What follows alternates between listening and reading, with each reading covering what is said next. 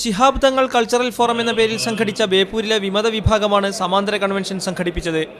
മണ്ഡലത്തിലെ പാർട്ടി പ്രവർത്തകരുടെ താൽപര്യങ്ങളെ മറികടന്ന് ഒരു സംഘം ഏകാധിപത്യ സമീപനം സ്വീകരിക്കുന്നുവെന്നാണ് പരാതി.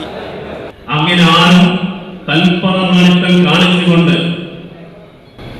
ഒരു ഉത്തരവാദപ്പെട്ട രാഷ്ട്രീയ പ്രസ്ഥാനത്തെ തന്റെ ചൊൽപ്പടിക്കനുസരിച്ച് നിർത്താൻ ഈ നിയോജക മണ്ഡലത്തിൽ ധൈര്യം കാണിക്കില്ല എന്നാണ് എനിക്ക് പറയാനുള്ളത്.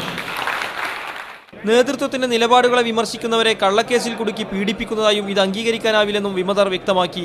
ആദ്യമായിട്ടാണ് രാഷ്ട്രീയ പാർട്ടി നേതാക്കന്മാർ അവരുടെ പ്രവർത്തകന്മാർക്കെതിരെ പോലീസിൽ കേസെടുക്കുന്ന സംവിധാനം ഉണ്ടായിട്ടുള്ളത്. ഇത് ചെയ്തിട്ടുള്ള ആളുകൾക്കെതിരെ ശിക്ഷണ നടപടി സ്വീകരിക്കണമെന്നാണ് ഈ കമ്മിറ്റി ഒന്ന് ആവശ്യപ്പെടുന്നത്.